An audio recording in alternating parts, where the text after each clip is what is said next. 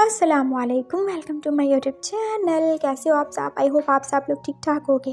मैं भी अल्लाह का शुक्र है ठीक ठाक हूँ। आज मैं आपके साथ माय किडनैपर 2 का 17 पार्ट शेयर करने वाली हूँ। और अगर आपने पहले वाले पार्ट्स नहीं देखे तो प्लीज़ देख लीजिएगा ताकि आपको स्टोरी का पता चल सके। लिंक आपको इसी स्टोरी के डिस्क्रिप्शन में मिल जाएगा। और जो लोग चैनल पर नए हो चैनल को सब्सक्राइब कर लीजिएगा प्लीज़। स्टोरी पसंद आए तो लाइक और कमेंट भी कर दीजिएगा। और कल हमारी किंग वांट्स यू का भी लास्ट पार्ट होने वाला है तो वो भी देख लीजिएगा। चलिए हम अपनी स्टोरी की तरफ चलते हैं। वांग जी का कॉलेज अब बहुत अच्छे तरीके से जा रहा था और वो अच्छे तरीके से पढ़ाई कर रहा था। हाँ, बस उसे एक ही मसला था और वो था हैप्पी सिंह, जो कि उसका ड्राइवर कम बॉडी गार्ड था। और बॉडी गार्ड से तो कहीं ज़्यादा वो उसको हिटलर ही लगता था, जो कि जब वो फ्री होता था तभी उसके सर पे आके मंडलाने लग जाता था किसी मक्खी की तरह। और आज भी तो यही हो रहा था। उसका फ्री पीरियड था और वो बस अब कैंटीन में बैठा चैंग और पैंग के साथ जूस पीने वाला था कि हैप्पी सिंह ने एक दिन से आके उससे वो बॉटल छीन रही थी। ये क्या बदतमीजी है? वो क्या बदतमीजी साहब जी, आप ऐसे कैसे पी सकते हो? साहब जी ने क्या ही बोला है? उन्होंने मेरे को बोला है कि मैं आपको रोकूं। किस बात से रोकोगे तुम मुझे? अरे तो नहीं पता है कितने बुरे लोग होते हैं। और आप तो पहले भी किडनैप हो चुके हो, तो मैं नहीं चाहता आप दोबारा से किडनैप हो जाओ। फिर मेरी जॉब दा की होएगा जी? नहीं जी नहीं। ये लो तुसी ये पियो। उसने अपने पास से बॉटल निकाल के वांग जी को दे दी थी। पर मैं पानी नहीं पीना चाहता, मुझे जूस पीना है। ना जी, साहब जी ने बोला है अगर आपको जूस पीना है तो आप मैनू दसो, मैं लेके आता हूँ। हैप्पी सिंह ने बोला था और वांग जी बस हारी पीट के रह गया था। सहन और उसके ये नौकर सब एक नंबर के साथ चढ़े हुए थे। मुझे कुछ नहीं चाहिए, चाहो तो मैं नहीं पी रहा जूस। नहीं जी साहब जी, पीना तो आना पड़ेगा, मैं लेके आना, तुसी पास रुको। और हैप्पी सिंह बस बाहर जा चुका था। फिर चैंग और पैंग ने उससे पूछा, ये तुम्हारा ड्राइवर कुछ ज़्यादा ही होशियार है। हाँ बस ऐसे ही है। सैन ने बस इसे मेरी निगरानी के लिए रखा और मैं क्या ही करूँ। हैप्पी सिंह जो के कभी भी उसका पीछा नहीं छोड़ता था सिवाय क्लासरूम के, वो भी पता नहीं कैसे ही। और अब उनके क्लास का टाइम हो चुका था। वो दोबारा से अपनी क्लास में जा ही रहे थे और फिर वांग जी फिर से सर गैंग से टकरा गया। I am sorry sir, it's okay. वैसे मुझे लगता है तुम देख के नहीं चलते। नहीं सर, वो मैं थोड़ा परेशान था, मुझे पता नहीं चला। सॉरी सर, हमारा दोस्त बहुत ज़्यादा टेंशन में रहता है इसलिए उसे पता नहीं चला होगा। चैंग और पैंग ने भी सॉरी कहा लिया। इट्स ओके, कोई बात नहीं है। वैसे भी मैं तुम लोगों का टीचर हूँ, तुम्हें मुझे सॉरी नहीं बोलना चाहिए। ओके यंग मैन, अपना ख्याल रखा करो, बार बार गिरते पड़ते रहना अच्छी बात नहीं होती। सर यंग उसे बोल के जा चुके थे और वहाँ जी दोबारा से अपनी क्लास में आ चुका था। और चैंग और पैंग उससे बोल रहे थे, सर कितने ज़्यादा अच्छे और कितने ज़्यादा ही पोलाइट है, देखो उन्होंने तुम्हें कुछ भी नहीं बोला और उस दिन भी तो कोई भी पनिशमेंट नहीं दी थी तुम्हें। हाँ वो अच्छे हैं। हाँ, उनके घर वाले कितने ज़्यादा ही खुशनसीब होंगे ना जिनको इतने अच्छे सर मिले। हाँ, उनके बीवी बच्चे ज़्यादा ही खुशनसीब होंगे। वांग जी को भी अब रश की आ रहा था अपने सर की फैमिली पर। नहीं, उनके कोई बीवी बच्चे नहीं है। चैंग ने उसे बताया। क्यों? क्योंकि सर ने अभी तक शादी नहीं की। क्यों नहीं की? अरे शायद सर को कोई मिला ही नहीं अभी तक जिससे वो प्यार कर सके या शादी कर सके। अच्छा ऐसा क्या? चलो मिल ही जाएगा। वांग जी बस अपनी क्लास में जा चुका था और आज एक और दिन गुजर चुका था और अब वो हैप्पी सिंह के साथ घर वापस ही आ रहा था। उससे शादी के बाद कॉलेज ज्वाइन किए अब 1 हफ्ता तो होने ही वाला था और इस 1 हफ्ते में सैन के साथ उसकी न जाने कितनी कम से कम 15 लड़ाइयाँ तो हो ही चुकी थी वो बात बात पे। और हर लड़ाई में सैन की मामा ने उसी का साथ दिया था और वो तीनों आंटीज वो भी तो अब उसी की साइड पे हो चुकी थी। और अब उसकी 4 सासें उसकी चारों माएँ बन चुकी थी। और सैम जो कि पछता रहा था उस दिन को जब उसने आंटीज को बोला था इसका ख्याल रखने के लिए। खैर अब हो ही क्या सकता है, वो सारी आंटी तो अच्छे दिल की थी, लेकिन मामा का क्या, वो भी तो वांग जी की साइड पे ही हो चुकी थी। और फिर वांग जी आज अपने रूम में बैठा पढ़ाई कर रहा था जब उसकी सासू माँ उसके पास आई। हाय मामा, क्या हुआ? कुछ नहीं, तुम जब देखो पढ़ाई करते रहते हो या फिर कॉलेज के होते हो, मैंने कभी तुम्हें खुश या हंसते खेलते नहीं देखा। क्या मसला है तुम्हें? तुम दुखी क्यों हो? और आवांश का दिल चाह उन्हें बता दे कि वो क्यों दुखी है, वो यहाँ पे नहीं रहना चाहता, वो आज़ाद होना चाहता है। लेकिन अभी उसके पास कोई तरीका नहीं है पैसे लाने का और सहन से अपनी जान छुड़ाने का। मामा वो बस मैं सैड रहता हूँ, बताओ ना मुझे क्या हुआ, तुम क्यों इतने दुखी हो। वांग जी ने अपना हाथ छुपाया क्योंकि वो नहीं चाहता था वो उसकी कलाई पे लिखी उसकी कारस्तानी उसकी सासू माँ देख लें। मामा बस मैं किसी को याद करता रहता हूँ। किसको याद करते हो तुम। वो चीकू। और तभी सहन ऊपर से जैसे किसी अजाब की तरह नाजिल हो गया था। हाँ मामा, और किसे याद करेगा, मुझे याद कर रहा था ना, इसीलिए तो ये सैड रहता है। मैं सारा दिन शूटिंग पे जो बिजी रहता हूँ और अब तो मैं रात को भी नहीं आता, कभी कभी लेट हो जाता हूँ, इसलिए ये मुझे याद करता रहता है और सैड रहता है ना। ऐसी बात है ना मेरे प्यारे बाव पे। वांग जी ने आपस हाँ में सारी ला दिया था। अब सहन के आगे तो वो कुछ बोल नहीं सकता था और उससे बिगाड़ के तो उसका अपना ही नुकसान होने वाला था। बाय द वे, मैं तुम्हें बता दूं बाव भी कि 2 दिन बाद मेरी पार्टी है, तो मैं रात को नहीं आऊँगा। तुम अपना और मामा का ख्याल रखना। और हाँ, तीनों आंटीज भी घर पे ही होंगी। कौन सी पार्टी है तुम्हारी, उसके मामा ने पूछा। वो मामा, मेरा सीरियल कंप्लीट हो गया ना, तो बस उसी की खुशी में पार्टी है। सारे कास्ट मेंबर आ रहे हैं तो इसीलिए पार्टी हो रही है, तो मैं वहाँ पे जाऊँगा। आप वांग जी को अपने साथ रखिएगा। क्यों, मैं क्यों साथ रखूं, तुम इसे अपने साथ लेके जाओगे। मामा क्या है, मैं इसको अपने साथ क्यों लेके जाऊंगा। और वैसे भी सब लोगों को नहीं पता कि मेरी शादी हो गई है। आप क्या चाहती हैं मेरा करियर खराब हो जाए। मैं तुम्हारा करियर नहीं, तुम्हारी लाइफ खराब कर दूंगी। बदतमीज इंसान, वो तुम्हारी वाइफ है, तुमने उससे शादी की है, कोई भगा के थोड़ी लाए हो उसे। और वांची ने मुँह ही नीचे खा लिया। उन्हें क्या बताता कि भगा के नहीं, किडनैप करके लाया है और वो उसकी कोई पसंद से शादी की हुई नहीं है, बल्कि वो तो एक मुसल्लत की हुई शादी है। मामा, मैं इसको साथ लेके नहीं जा सकता, सहन ने एकदम से मना कर दिया। इट्स ओके मामा, मुझे नहीं जाना, वैसे भी मेरे टेस्ट होने वाले हैं, मैं बहुत ज़्यादा बिजी हूँ। बाहर में गए तुम्हारे टेस्ट और बाहर में क्या तुम्हारा करियर, तुम इसे साथ लेके जा रहे हो, नहीं तो तुम भी नहीं जाओगे, समझ गए तुम। और मामा ने ऑर्डर ही दे दिया था। सहन अब चुप करके साइड हो गया। ठीक है, ले जाऊँगा। और 2 दिन और ही गुजर चुके थे। हैप्पी सिंह जो कि वांग जी के साथ साथ रहता था हमेशा किसी जिन की तरह, वो उसका बहुत ज़्यादा ख्याल रखता था। लेकिन वांग जी को ना जाने क्यों इतनी ज़्यादा टेंशन से इरिटेशन ही होती थी। और वो क्यों ही इस बंदे को इतना ज़्यादा नापसंद करता था, उसे पता नहीं था। शायद इसीलिए कि ये सहन का बेचा हुआ था और उसे पता था उसके एक एक पल की खबर सहन को भेजता ही होगा। और फिर ऐसे ही हुआ था। जब वो छुट्टी करके वापस घर ही आ रहे थे कि उसे सहन की कॉल आई। ये मैं क्या सुन रहा हूँ, क्या हुआ। नहीं, मुझे तुम बताओ, तुम वहाँ पे पढ़ने जाते हो या क्या करने जाते हो। क्या किया मैंने और तुम ऐसे मुझसे सवाल क्यों कर रहे हो। मैं करूँगा सवाल, मैं करूँगा, मेरा हक है। बताओ तुम क्यों, तुम इतना ज़्यादा इंटरेस्ट ले रहे हो। किस चीज़ में इंटरेस्ट ले रहा हूँ, मुझे सब पता है। हैप्पी सिंह ने मुझे बताया तुम कैसे उस नए आने वाले टीचर में ज़्यादा इंटरेस्ट ले रहे हो। मैं ये बिल्कुल बर्दाश्त नहीं करूँगा। तुम मेरी वाइफ हो के किसी और के बारे में सोचो। तुम कुछ ज़्यादा टॉक्सिक होते जा रहे हो। सहन, मैंने ऐसा कुछ भी नहीं किया, वो बस मेरे टीचर हैं और कुछ नहीं। और मैं बस जैंग पैंग के साथ बैठ के बातें कर रहा था।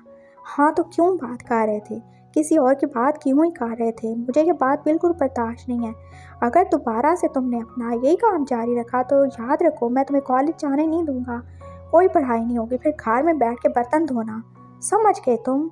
और घर आओ, आके मेरे लिए लंच बनाओ, मैं बस आ रहा हूँ। उसने इतना ही कह के कॉल काट दी थी। और वांग जी ने बस खा जाने वाली नज़रों से हैप्पी सिंह की तरफ देखा, जो कि बहुत मज़े से ड्राइविंग करते हुए अपने मज़े के गाने ही सुन रहा था। और उसे कहने का क्या ही फ़ायदा था, आखिर वो तो सहन के लिए काम करता था ना, उस बेचारे का क्या ही कसूर था। लेकिन उसने नोट खा ही लिया था। और क्या हो यार साहब जी, ये तुम क्या करते हो, तुम मेरी चुगलियाँ करते हो। कौन सी चुगली साहब जी, मैंने तो कोई चुगली नहीं की थी तुम्हारी। तुमने मेरी चुगली की, तुमने अपने साहब को बताया कि मैं यहाँ पे बैठ के गैर लोगों के बारे में बातें करता हूँ। हाँ, तो तुसी कर रहे सी ना, साहब कितने चंगे हैं जी, ਤੁਹਾਡਾ कितना ख्याल रखते ने हैं। तुसी की कर रहे हो, नहीं करना चाहिए ਤੁਹਾਨੂੰ। होर जैसे सैन के सारे नौकर तो उसकी साइड पे थे। वो कैसे हर वक्त वांगजी को पटें ही पढ़ाते रहते थे कि साहब इतने चंगे हैं, इतने अच्छे हैं, और वो क्या साहब से बुरा है। हाँ वो बहुत अच्छे हैं, और मैं तो साहब से बुरा हूँ ना, है ना, बहुत बुरा हूँ ना मैं। वांगजी को बहुत ज़्यादा गुस्सा आने लगा था। नहीं साहब जी, तुसी भी चंगे हो, लेकिन तुसी किसी और के बारे गल ना किया करो। हैप्पी सिंह ने तो जैसे बात ही खत्म कर दी थी। क्यों ना बात करूँ, बोलो ना, क्या मैं इंसान नहीं हूँ, मेरी मर्जी, मैं जिसके मर्जी बारे में बात करूँ। कौन होता है वो मुझे रोकने वाला। ओ जी, वो तुम्हारे हस्बैंड है जी। हाँ बस नाम का हस्बैंड, वांग जी ने गुस्से से बोला था। क्यों जी साहब जी, क्या वो तो प्यार नहीं करते हैं। अपना काम करो, और मेरे से ज़्यादा भी फ्री होने की ज़रूरत नहीं है। जी साहब जी, तुसी आपे ही शुरू की थी सी गल, मैं की कीता। हैप्पी सिंह अब दोबारा से ड्राइविंग में बिजी हो गया था। वांग जी अब घर ही आ रहा था, और आज उसे सैन के साथ पार्टी में भी जाना था। सैन जो कि उसके पहुंचने से पहले पहुंचा हुआ था। मैंने बोला था कि मेरे लिए लंच बनाओ। हाँ तो मैं उड़ के थोड़ी आऊँगा, बना देता हूँ। क्या खाओगे तुम, जहर खाओगे क्या। नहीं वो तुम अपने लिए बना लो, मेरे लिए जो तुम्हें बनाना आता हो बना लो, लेकिन मेहरबानी करना और कुछ खाने लायक बना देना। हाँ मुझे कुछ भी बनाना नहीं आता, मुझे बस जहर बनाना आता है। मैंने बोला ना अपने लिए बना लो। क्यों, तुम्हारे लिए भी बनाऊँगा थोड़ा सा। ठीक है बना लो। मामा, क्या हुआ बेटा। उसकी मामा एकदम से आ गई थी। ये वांगची कह रहा है कि इसने कुछ नहीं, मैं आंटी कह रहा था कि यार मैं बहुत ज़्यादा थक गया हूँ, तो क्यों ना हम बाहर से लंच ऑर्डर कर लें। तो ये पास चीकू को देखेंगे ऐसे ही नाराज़ हो रहे हैं। उसने एकदम से बात ही बदल दी थी। हाँ तो ठीक है ना, बाहर से मंगवा लो, वैसे भी बच्चा आप कैसे खाना बनाएगा। और वो तुम्हारी तीनों आंटीज़, वो तो रोज़ शॉपिंग पे चली जाती हैं, मैं तुम्हारे लिए खाना बना देती हूँ। नहीं मामा ये बनाएगा, ये वाइफ है ना। आंटी, क्या आंटी, आई मीन मामा, मैं बहुत ज़्यादा थक गई हूँ। मेरा इतना ज़्यादा इम्पोर्टेंट टेस्ट था, मैं पास पढ़ के थक गया हूँ। मैं क्या करूँ, मुझसे खाना नहीं बन रहा। उसने तो जैसे अपनी मामा को आके खा लिया, और सैन उसके ड्रामेबाजियाँ देखे जा रहा था। सैन के साथ रह रह के वांगजी को भी काफ़ी ड्रामे करने आए किए थे। ठीक है मैं बाहर से ऑर्डर कर लूँगा, लेकिन आइंदा से तुम्हें मेरे लिए खाना खुद बनाना पड़ेगा। मैं तुम्हारी रिस्पॉन्सिबिलिटी हूँ और तुम मेरी। मैं तुम्हारे हर काम करता हूँ, तुम्हारी पूरी जिम्मेदारी उठाता हूँ, तो तुम्हें भी एक अच्छी वाइफ बनना चाहिए ना मेरे प्यारे पाव पे। उसने आखिरी बात जैसे दांत पीसते हुए कही थी, और वांग जी ने बस हाँ में सर हिला दिया। और शाम हो चुकी थी, और सैन बहुत अच्छे तरीके से रेडी हो के अब पार्टी में जाने के लिए तैयार था। और उसने वांग जी की तरफ देखा, जो कि वैसे का वैसे पड़ा हुआ था। क्या तुम्हें नहीं जाना। नहीं मुझे नहीं जाना, वो तो बस मैंने मामा के लिए कह दिया था। क्या कह दिया था मेरे लिए। और मामा फिर से ही आ गई थी। एक तो वो हमेशा हर वक्त कभी भी कहीं भी चली जाया करती थी। मामा मेरा टेस्ट है। कोई टेस्ट वेस्ट नहीं है, चलो उठो रेडी हो जाओ। उन्होंने वांगजी को ज़बरदस्ती उठा ही दिया था, और फिर वांगजी ने उनकी तरफ देखा। मेरे पास कोई कपड़े नहीं है, मैं नहीं जा सकता मामा प्लीज़। कोई बात नहीं, मैंने सब इंतज़ाम कर लिया है। मैंने तुम्हारे और सैन के एक जैसे ड्रेसेस मंगवाए हैं। उन्होंने कपड़ की तरफ इशारा किया था, और सैन ने मामा की तरफ देखा। मामा मैं रेडी हो चुका हूँ। कोई रेडी शेडी नहीं हुए, एक जैसे ड्रेस पहनोगे तुम लोग। चलो मेरे लाए हुए ड्रेस ही पहनोगे। और अब क्या ही हो सकता था, उन दोनों को रेडी होना ही पड़ा था। और वांगजी चौक के पास सार झाड़ मुँह फाड़ वैसे तैयार हो चुका था। और फिर मामा ने उसको देखा, ये क्या तरीका है वांगजी। अब क्या हुआ मामा, तुम पार्टी में जा रहे हो, कैसे किसी की मैयत में जा रहे हो क्या। तो क्या करूं, थोड़ा रेडी से रेडी हो, थोड़ा प्यारे लगो। तो क्या मैं प्यारा नहीं हूँ। बिल्कुल हो प्यारे, लेकिन कहीं से भी नहीं लग रहा कि तुम्हारी अभी अभी शादी हुई है। लेकिन मामा हमारी पार्टी में कोई किसी की शक्ल नहीं देखने वाला। साहब के फेस पे मास्क होंगे तो इसकी शक्ल कौन नहीं देखने वाला जो ये तैयार हो के जाए। तो क्या हुआ, तुम तो देखोगे ना, तुम्हारे लिए रेडी होगा ये। चलो मेरे साथ। क्या मामा, चलो चल के अभी रेडी हो जाओ। मामा क्या मैं लड़कियों की तरह मेकअप करूँगा क्या। हाँ करोगे, मैंने बोला ना। और मामा ने उसको अब बिठा ही दिया था, और पास उनके हाथ में जो कुछ भी आ रहा था वो वांग जी के मुंह पे थोपे ही जा रही थी। और उससे तो किसी लड़की की तरह से जास मार रही थी। और सैन जो कि बाहर बैठा इरिटेट हुए जा रहा था। ये मामा भी ना, इनको वापस घर भेजना ही पड़ेगा, नहीं तो ये वांग जी को उसके सर पे मुसल्लत कर देंगे हमेशा के लिए। और पूरे 20 मिनट के बाद वांग जी बिल बतौर तो नहीं, लेकिन अच्छा खासा रेडी होकर बाहर निकल चुका था और सैन ने उसको देखा। हाँ, वो काफ़ी ज़्यादा ही अच्छा लग रहा था, बहुत ज़्यादा। और सैन की नज़र पहली बात तो उससे हट ही नहीं रही थी, वो इतना ही अच्छा लग रहा था। उसका fair complexion, dark brown eyes और उसके फ्लफी चीक्स तो जैसे सैन को अपनी तरफ देखने पे मजबूर ही खा रहे थे। और सैन बस उसे बिना पलकें झपकाए देखे जा रहा था। हाँ, अगर ये अपनी कैंची जैसी जुबान बांध रखे और जानवरों की तरह बिहेव करना बंद करे तो ये बहुत ज़्यादा अच्छा है। सैन को अपने दिल में ये बात माननी ही पड़ी थी और वो उठ चुका था। वो वांगजी की तरफ देखते देखते बस आहिस्ता आहिस्ता उसकी तरफ कदम बढ़ा रहा था और उसे नहीं पता था कि वो वांगजी के कितना ही ज़्यादा करीब पहुंच चुका है। और वांगजी पास हैरानी से उसकी तरफ देख रहा था। ये सैन ऐसे भूतों की तरह क्यों ही रिएक्ट कर रहा था? क्या इस पे किसी जिन का साया हो गया जो ये ऐसे बिना बोले चाले बस चलता ही आ रहा है? और वो फील कर सकता था सैन की नज़रें अपने फेस पे और उसके चीक्स तो जैसे एकदम से रेड हॉट ही हो गए थे। ये क्या ही करने की कोशिश कर रहा है, क्या कर रहा है? वो सोच रहा था और उससे पता नहीं क्यों अपनी हार्ट बीट तेज होती हुई फील हो रही थी और सैन उसके एकदम करीब ही पहुंच चुका था और वो उसे अभी भी खामोशी से देखी जा रहा था। वांगजी उसकी तरफ हैरानी से देख रहा था और सैन उसकी तरफ पूरे तवज्जो से देखे जा रहा था। और फिर सैन ने अपना हाथ एकदम से वांगजी के फेस पे ही फेरा था। बहुत अच्छे लग रहे हो तुम। हैं? वांगजी को यकीन नहीं आ रहा था कि सैन और उसकी तारीफ कर रहा है। Thank you. और उसके मुंह से बस इतना ही निकला था और शायद सैन अभी और भी कुछ कहने वाला था, लेकिन तभी उसकी मामा कबाब में हड्डी की तरह टपक पड़ी थी। हे सैन, देखा मेरा कमाल अच्छा लग रहा है ना वांगजी? और सैन ने बस हाँ में सार हिलाया था। हाँ देखा, आप पास करो, ऐसे आंखें फाड़ फाड़ के मेरे बेटे को देखना बंद करो, कहीं नजर ही ना लगा देना। चलो जाओ, लेट नहीं हो रहे तुम। और वांगजी आप चुपचाप सैन के साथ ही जा रहा था और सैन और वांगजी पीछे ही बैठे हुए थे और हैप्पी सिंह जो कि ड्राइव कर रहा था। और सैन की नज़रें बस बार बार भटक के वांगजी की तरफ ही जा रही थी। वो आज इतना अच्छा क्यों ही लग रहा है? और पता नहीं सैन के दिल में क्यों ही टन टनाटन घंटियाँ बजती जा रही थी। नहीं, मैं नहीं इसके बारे में सोच सकता। हाँ, ये अच्छा लग रहा है, सब मेकअप का कमाल है, कोई अच्छा नहीं है ये एकदम खड़ूस थर्ड क्लास लूज करेक्टर का लड़का है। और अभी तो ये कैसे उस अपने दूसरे टीचर में भी इंटरेस्ट ले रहा है? बिल्कुल नहीं, मुझे इस पर भरोसा नहीं करना। रे प्यारा है, मैं क्या करूँ? सैन ने आप अपनी तवज्जो दूसरी तरफ कर ली थी और वो पार्टी के वेन्यू पे पहुंच चुके थे। और सैन ने गाड़ी से निकलने से पहले ही वांगजी को एक आई मास्क दे दिया था, ये अपने ऊपर लगा लो। लेकिन क्यों? क्योंकि इस पार्टी में कोई किसी का असल शक्ल देखने वाला नहीं और ना किसी को इंटरेस्ट है, इसलिए सब मास्क लगा के आ रहे हैं। और सैन ने खुद भी मास्क लगा लिया था। चलो अब, लेकिन तुम उन्हें क्या बोलोगे? कौन हूँ मैं तुम्हारा? हाँ, बोल दूंगा, मेरा फ्रेंड है। आप चुप करो, चलो मेरे साथ, ज़्यादा सवाल जवाब मत किया करो। सैन वांगजी को अपने साथ ही पार्टी में ले आया था और उसका मास्क होने की वजह से ज़्यादा लोगों ने उससे पहचाना नहीं।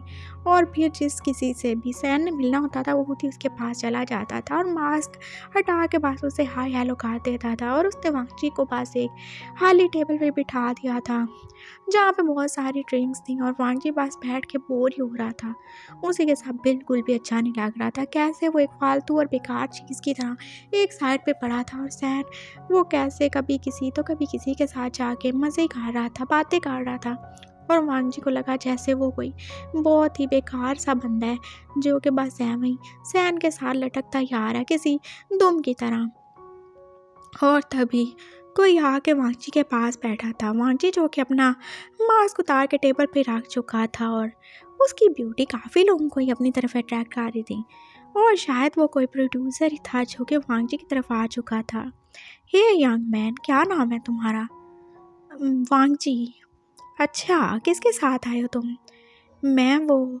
और अब उसने सोचा कि आप वो सैन का नाम ले या ना ले। मैं अपने फ्रेंड के साथ आया हूँ। अच्छा, और आप प्रोड्यूसर को कोई दिलचस्पी नहीं थी कि वो फ्रेंड कौन है या कैसा है? वैसे तुम काफ़ी ज़्यादा हैंडसम हो, क्या तुम एक्टिंग करना चाहोगे? नहीं, मैं अभी कॉलेज जाता हूँ, मैं अपनी पढ़ाई पे फोकस करना चाहता हूँ। Thank you. इट्स ओके, वैसे तुम काफ़ी ज़्यादा ही हैंडसम हो, तुम्हें ज़रूर ट्राई करना चाहिए और अगर तुम चाहो तो मैं तुम्हें चांस दे सकता हूँ।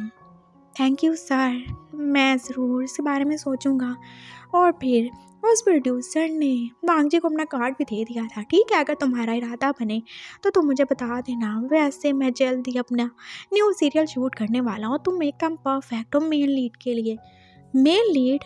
वांगजी ने एकदम से आंखें खोल के उससे पूछा था। हाँ, मेल लीड। और फिर वांगजी ने सोचा ये अच्छा मौका है, अगर मैं भी सैन की तरह एक्टर बन जाऊँ तो मैं उसके पैसे एकदम से वापस ही काट दूँगा। हाँ, ये बहुत अच्छा मौका है साहब, मैं ज़रूर इस बारे में सोचूंगा। Thank you.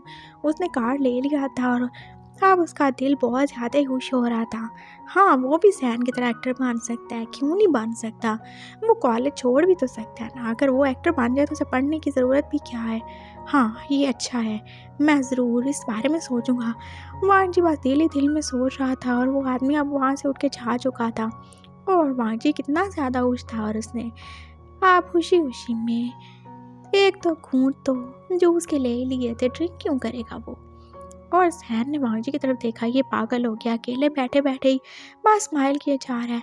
और थोड़ी देर बाद कोई और ही आ गया था जो कि वांगजी की साइड वाली सीट पे बैठ गया था। Hello young man.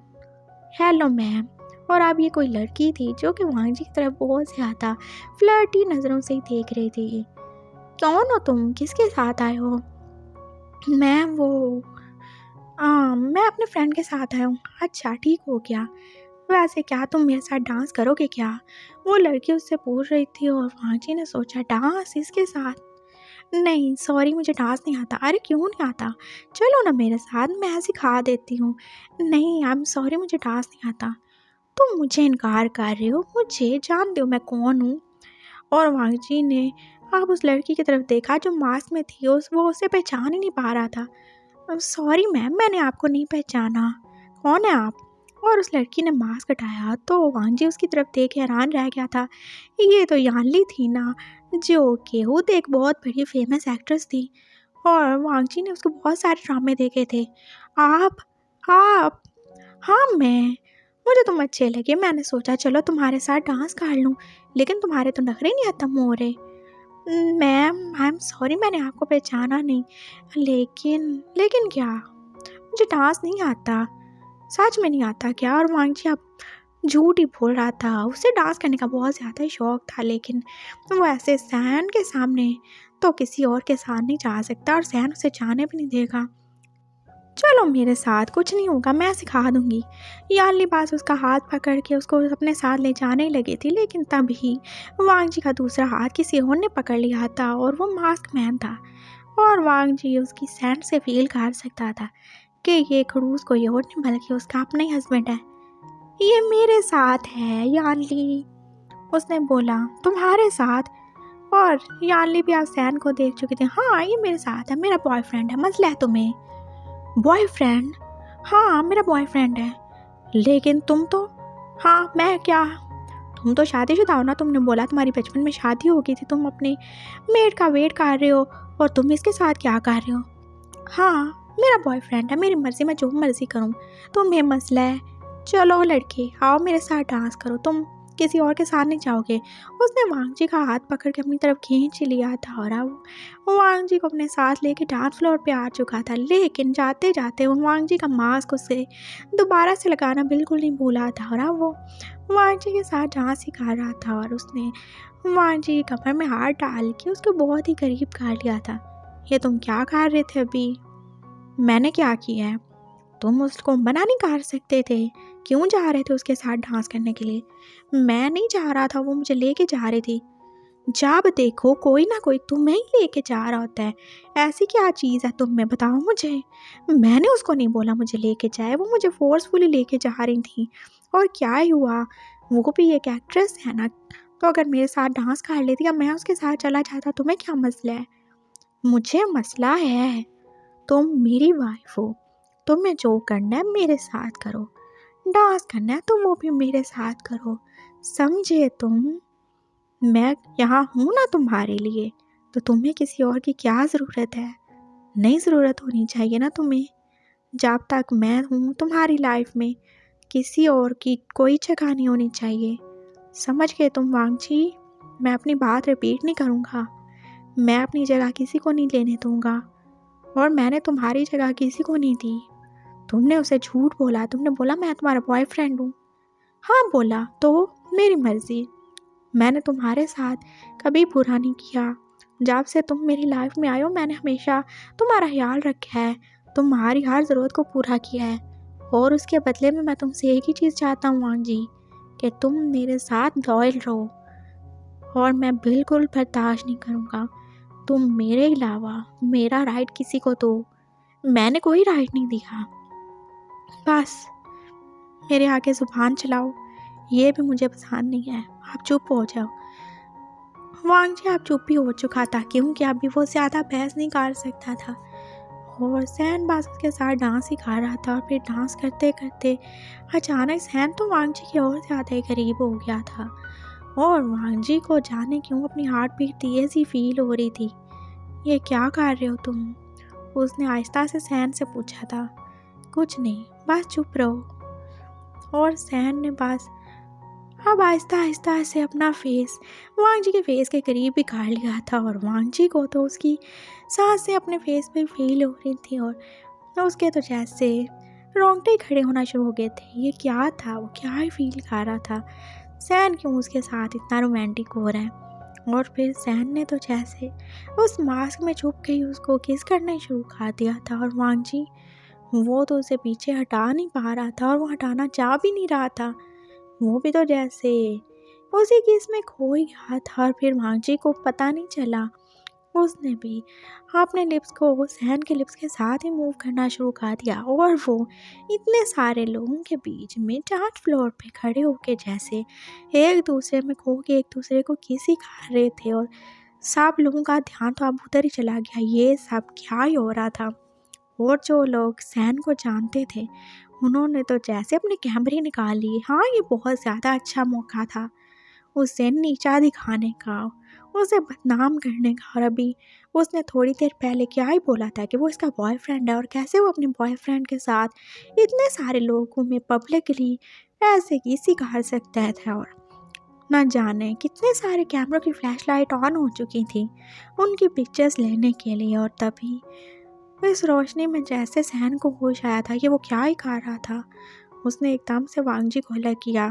लेकिन तब तक उनकी बहुत सारी वीडियोस और फोटोज तो बन ही चुकी थी और अब सैन क्या ही करेगा? वांग जी जो कि खुद इस किस में खो चुका था उसको भी अब होश आ चुका था।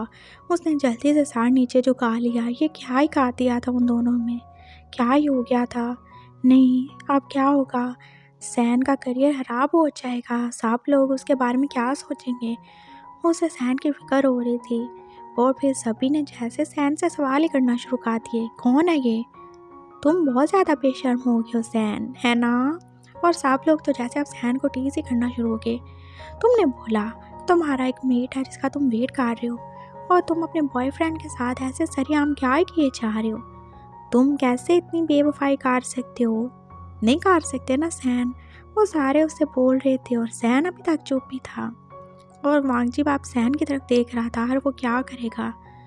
और फिर सैन ने सोच लिया था अब चुप रहने का कोई फ़ायदा नहीं और वो क्यों चुप रहे? उसने कुछ गलत नहीं किया और वो सैन ही क्या जो कि लोगों के डराने से डर जाए। उसने अपना मास्क उतारा और वांगजी का भी उतार दिया। हाँ तो माय डियर फ्रेंड्स, मैं आप लोगों को बताना चाहता था लेकिन ऐसे नहीं। एक बहुत बड़ी पार्टी करके अच्छे तरीके से अनाउंस करना चाहता था लेकिन सॉरी, मैं ज़रा अपनी वाइफ से ज़्यादा ही प्यार करता हूँ इसलिए मुझसे कंट्रोल नहीं हुआ। वाइफ? हाँ वाइफ, ये मेरी लवली वाइफ है वांग जी। मिलिए मेरी वाइफ से।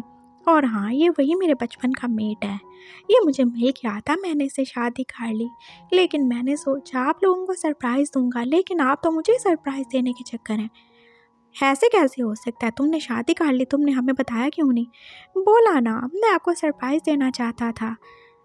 तो हो सकता है तुम झूठ बोल रहे हो। वो सारे तो उसे हैरानी से देख रहे हो। नहीं, झूठ क्यों बोलूँगा मैं? सैन कभी झूठ नहीं बोलता।